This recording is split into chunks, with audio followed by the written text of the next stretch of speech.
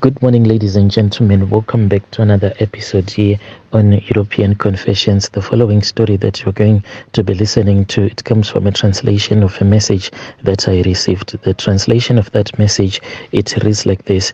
Hello, Brother Nashi, how are you? Can you please post my own story as hidden identity?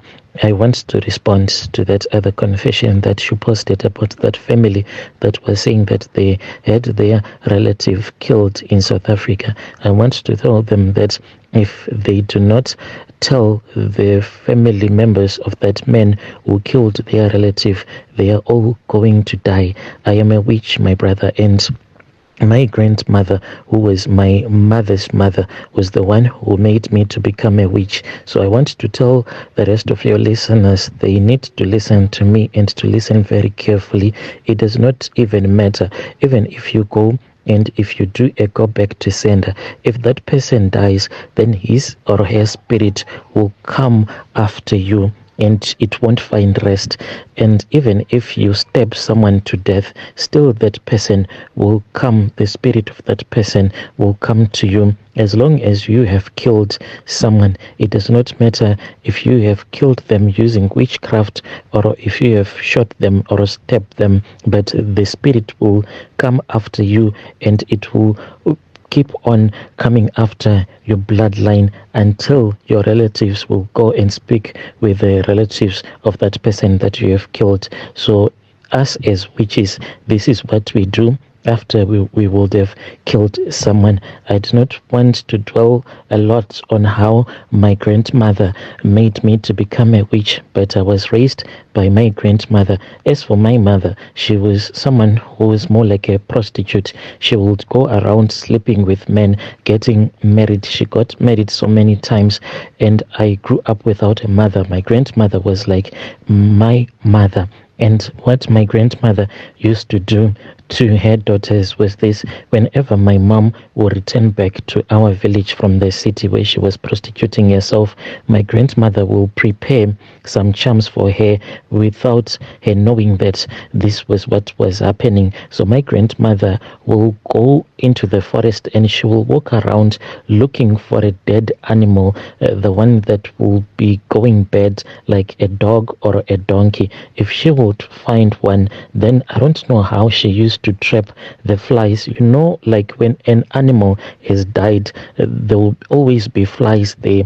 So my grandmother will cut just a little piece of meat from that dead animal that would have gone bad. Then she will trap the flies and she will return back home, and then she will start to mix the water with the so when she would have returned back home, she will start to prepare the charms. She refused to show me how to prepare those charms because one day she said that she wanted to teach me how to prepare those charms so that later on I can also do the same thing to my daughters when I was all grown up. But when I looked at my mother with the way that she was suffering, moving from one man to another, I said, no, grandmother, I don't want to do this to my kids if it happens that I will have some daughters. So my grandmother then said that then I cannot share with you the secret recipe.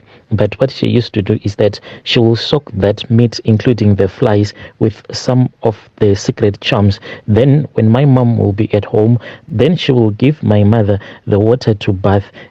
So the same way that flies follow rotten meat, that is the same way that my mother was being followed by all of those men. So she ended up prostituting herself. So this is what happened to my mother. So by the time that my grandmother had finished making me to become a witch like her, that was when she said that I was supposed to do my first sacrifice. So I sacrificed one of her relatives. We went there. It was me, my grandmother, and some of her friends.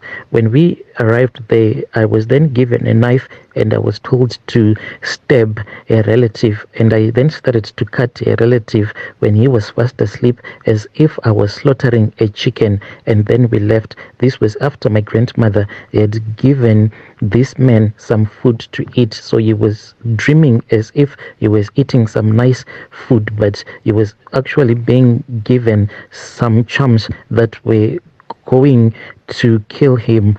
And after that, we then returned back home and we waited for him to die. So after he had passed away, that was when his spirit started to fight with me, to fight with my grandmother. In our culture, in Shona, we call it Ngozi, the avenging spirit. So when this spirit kept on fighting with us, that was when my grandmother said that we were supposed to trap this avenging spirit. We then went and we collected the avenging spirit of her late relative, and we then led that spirit. This we did late at night, and we were actually talking with him as if he was still alive. We led him to my grandmother's cattle kraal, and then my grandmother said, I know that I have wronged you.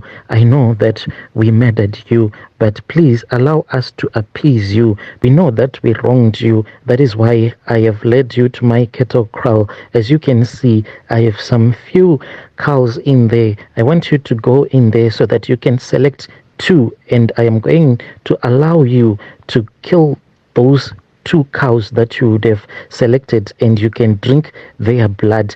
My grandmother knew that this was what the avenging spirit wanted, blood.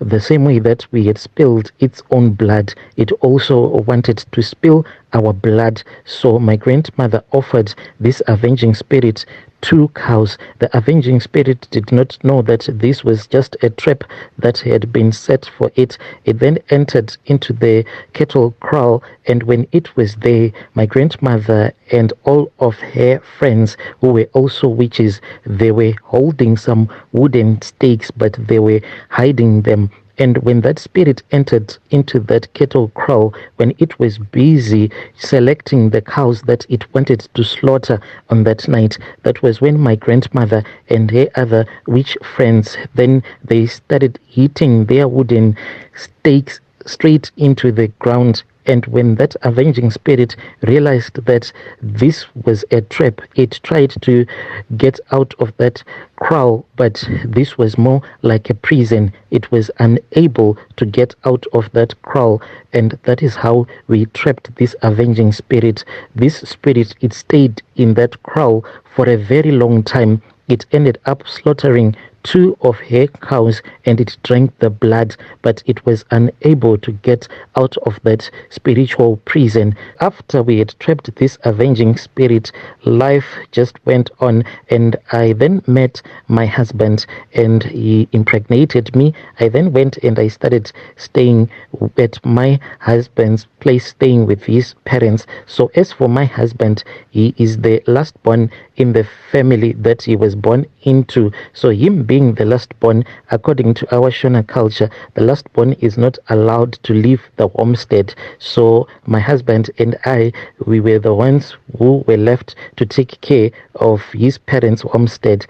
His other siblings, they have since moved out and they have built their own homes. So my brother, when this happened, this was like a perfect opportunity. You can just imagine all the things that I do with all the graves. Because if any of my husband's relatives does something that I do not like, I will just go. It's either to their parents' grave or to my husband's parents' grave. Then I'll start to speak with their spirits, and I will tell their spirits to follow my husband's relatives so that they can make them to suffer until they would have come to me and ask for forgiveness. It does not matter if they are in South Africa or anywhere. If I do not want them to make money in South Africa, I just go to the graves, then I'll speak with the dead.